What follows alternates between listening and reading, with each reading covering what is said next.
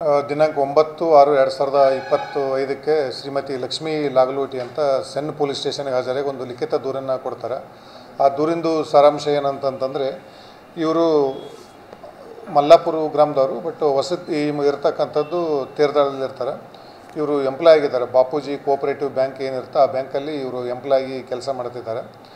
ಇವರಿಗೆ 24/9 ಅಂದರೆ ಸೆಪ್ಟೆಂಬರ್ 2024ರಿಂದ 7/5 ಮೇ 7ನೇ ತಾರೀಕು 2025ವರೆಗೂ ಕೂಡ ಇವರು ಒಬ್ಬರು ಚೀಟಿಂಗ್ಗೆ ಒಳಗಡೆ ಆಗಿರ್ತಾರೆ. ಹೇಗಂತಂತಂದರೆ, ಇವರು ಕೆಲಸ ಮಾಡ್ತಿರ್ಬೇಕಾದ್ರೆ 25ನೇ ತಾರೀಕಿಗೆ ಇವ್ರಿಗೆ ಒಂದು ಕಾಲ್ ಬರ್ತದೆ. ಆ ಕಾಲು ಬಂದ ತಕ್ಷಣ ಇವರು ಮಾತಾಡೋಕೆ ಪರಿಚಯ ಮಾಡಿಕೊಂತಾರೆ. ಪರಿಚಯ ಮಾಡ್ಕೊಂಡು ಏನು ಹೇಳ್ತಾರೆ, ನನ್ನ ಹೆಸರು ಈ ಥರ ಶಿವು ಶಾಂಭವಿ ಅಲಿಯಾಸು ಸೀಮಾ ಶೆಟ್ಟಿ ಅಂತ ಹೇಳಿ ಪರಿಚಯ ಮಾಡಿಕೊಂತಾರೆ. ನಿಮ್ಮದು ಒಂದು ಮಗು ಇದೆ, ನಿಮಗೆ 2 ವರ್ಷದ್ದು ಅಶ್ವಿಕಾ ಅಂತ. ಸೊ ಆ ಮಗುಗೆ ನಿಮಗೆ ಪದೇ ಪದೇ ಆರಾಮಿರೋದಿಲ್ಲ. ಅದು ಯಾಕೆ ಇರೋದಿಲ್ಲ ಅಂತಂದರೆ, ನಿಮ್ಮದು ತಾಯಿ ಏನು ಸತ್ತಿದ್ದಾಳೆ, ಆ ನಿಮ್ಮ ತಾಯಿ ಆ ಮಗುಂದು ರೂಪದಲ್ಲಿ ಬಂದು ಮಗುಗೆ ತೊಂದರೆ ಕೊಡ್ತಾ ಇದ್ದಾಳೆ. ಇದಕ್ಕೆ ನೀವು ಪರಿಹಾರ ಪಡಿಸ್ಕೋಬೇಕು. ಆ ಪರಿಹಾರ ಪಡಿಸೋದಕ್ಕೆ ನಾನು ನಿಮ್ಗೆ ಟ್ರೀಟ್ಮೆಂಟ್ ಕೊಡ್ತೀನಿ, ಮತ್ತು ಇದೇ ಥರ ಬೇರೆ ಬೇರೆದವರಿಗೆಲ್ಲ ಟ್ರೀಟ್ಮೆಂಟ್ ಕೂಡ ಕೊಟ್ಟಿದ್ದೀನಿ ಅಂತ ಇವ್ರನ್ನ ನಂಬಿಸ್ತಾರೆ. ಇವರಿಗೆ ಒಂಥರ ಮಾನಸಿಕವಾಗಿ ಅವರು ಸಿದ್ಧರಾಗ್ತಾರೆ.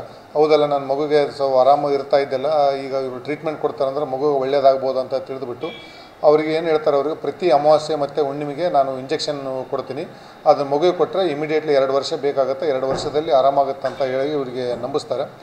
ಅದೇ ಥರ ಇವರು ಅವಳಿಗೆ ಇದು ಇಂಜೆಕ್ಷನ್ನು ಮತ್ತು ನಾನು ಇದೆಲ್ಲ ನವಗ್ರಹ ಪೂಜೆ ಮಾಡಿಸ್ಬೇಕು, ಹೋಮ ಮಾಡಿಸ್ಬೇಕು ಅಂತ ಎಲ್ಲ ನಂಬಿಸಿ ಇಷ್ಟು ದುಡ್ಡು ಹಾಕ್ಬೇಕಂತ ಹೇಳ್ಬಿಟ್ಟು ಪದೇ ದುಡ್ಡು ಹಾಕ್ಸಂತಾಳೆ. ಒಟ್ಟು 28,75,000 ರೂಪಾಯಿ ಅವಳಿಗೆ ಅಕೌಂಟಿಗೆ SBI ಅಕೌಂಟಲ್ಲಿ ದುಡ್ಡು ಹಾಕ್ಸಂತಾಳೆ.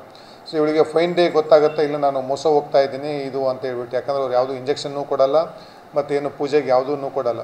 ಬಟ್ ಇವ್ರಿಗೆ ಪದೇ ನಂಬಿಸ್ತಿರ್ತಾರೆ. ಮತ್ತು ಇವರಿಗೆ ಒಬ್ಬಳು ಫ್ರೆಂಡ್ ಇರ್ತಾರೆ, ಅವರು ಫ್ರೆಂಡ್ ಇವರಿಗೆ ಪರಿಚಯ ಮಾಡಿರ್ತಿಲ್ಲ, ಈ ಥರ ಇದ್ದಾರೆ ನಿಮಗೆ, ಅವ್ರಿಗೆ ಅಂದರೆ ನೀನು ತೋರಿಸಿದಿ ಮಗುಂದು ಹೇಳಿದೆ ಅಂತಂದ್ರೆ ಒಳ್ಳೇದಾಗ್ಬೋದು ಅಂತೇಳಿ ಇವರಿಗೆ ಪರಿಚಯ ಮಾಡಿಕೊಟ್ಟು ನಂಬೋದನ್ನು ಹೇಳಿದ್ದಾರೆ.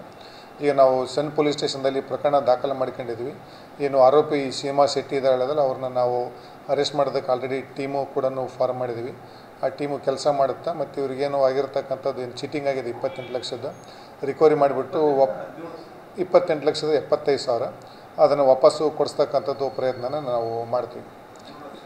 ಈ ಅಕೌಂಟಿಗೆ ಟ್ರಾನ್ಸ್ಫರ್ ಮಾಡಿರ್ತಕ್ಕಂಥದ್ದು 17 ಲಕ್ಷ ರೂಪಾಯಿ ಇದೆ. ಬಟ್ ಕ್ಯಾಶ್ ಅವ್ರ ಫ್ರೆಂಡ್ ಮೂಲಕ ನಾನು ಕ್ಯಾಶ್ ಕೊಟ್ಟಿರ್ತಕ್ಕಂಥದ್ದು ಉಳಿದದ್ದು 11 ಲಕ್ಷ ಅಂತ ಹೇಳಿದ್ದಾರೆ. ಒಟ್ಟು 28,75,000 ರೂಪಾಯಿ ಅವರಿಗೆ ಮೋಸ ಮಾಡಿರ್ತಕ್ಕಂಥದ್ದು ಇದೆ. ಈ ಬಗ್ಗೆ ಸೆನ್ ಪೊಲೀಸ್ ಅಧಿಕಾರಿಗಳು ಎಲ್ಲ ಕಾರ್ಯಪ್ರವೃತ್ತರಾಗಿದ್ದಾರೆ. ಆರೋಪಿನ ಕೂಡಲೇ ದಸ್ತಗಿರಿ ಮಾಡ್ತೀವಿ. ಮುಂದಿನ ಕಾನೂನು ಕ್ರಮ ಇದೆ, ಕಾನೂನು ಕ್ರಮನ ತಗೊಂತೀವಿ. ಇಲ್ಲ, ಶಾಂಭವಿನೇ ಅವ್ರದ್ದು ಬೇರೆ ಹೆಸರು ಹೇಳಿದ್ದಾರೆ. ಬರುತ್ತೋ ಹೆಸರು ಸೀಮಾ ಶಾಂಭವಿ ಅಂತ ಹೇಳ್ತಾರೆ. ಮತ್ತು ಇನ್ನೊಂದು ನಾವು ಎಲ್ಲಾದರೂ ಬ್ಯಾಂಕ್ ಡೀಟೇಲ್ಸು ಅವ್ರದ್ದೆಲ್ಲದನ್ನು ಕೂಡ ನಾವು ತನಿಖೆಯಲ್ಲಿ ಕಂಡು ಬಂದಿರತಕ್ಕಂಥ ಇವ್ರ ಹೆಸರು ಸೀಮಾ ಸುರೇಶ ಶೆಟ್ಟಿ ಅಂತ. ಇವರು ಕೊಲ್ಲಾಪುರದ್ದು ಅಡ್ರೆಸ್ ಇದೆ. ಇದನ್ನು ಮುಂದಿಂದ ನಾವು ತನಿಖೆನ ಮಾಡ್ತಾಯಿದ್ದೀವಿ. ಇಲ್ಲ, ಜ್ಯೋತಿಷಿಕೆ ನಾನೇ ಜ್ಯೋತಿಷ ನಂಬದು ಹೇಳ್ತಾಳೆ. ಮತ್ತು ಅಮಾವಾಸ್ಯೆ ಮತ್ತು ಹುಣ್ಣಿಮೆಗೆ ಮಗು ಇಂಜೆಕ್ಷನ್ ಕೊಡ್ತೀನಿ ಆರಾಮಾಗುತ್ತೆ ಅಂಬದು ಹೇಳ್ತಿರ್ತಾಳೆ. ಮತ್ತು ನಿಮಗೆ ಬೇರೆ ಪೂಜೆ ಮಾಡಿಸ್ಬೇಕಂತ ಹೇಳಿರ್ತಾಳೆ.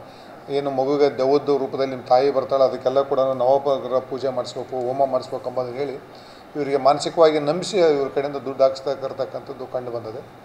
ಆರೋಪಿನ ದಸ್ತಗಿರಿ ಮಾಡಿ ವಶಕ್ಕೆ ಪಡೆದು ವಿಚಾರಣೆಗೆ ಒಳಪಡಿಸ್ತೀವಿ. ಅವ್ರದ್ದೇನು ಮುಂದಿನ ಹೇಳ್ತಾರೆ ಎಂಬುದು ಮುಂದಿನ ತನಿಖೆಯನ್ನು ಮಾಡ್ತೀವಿ.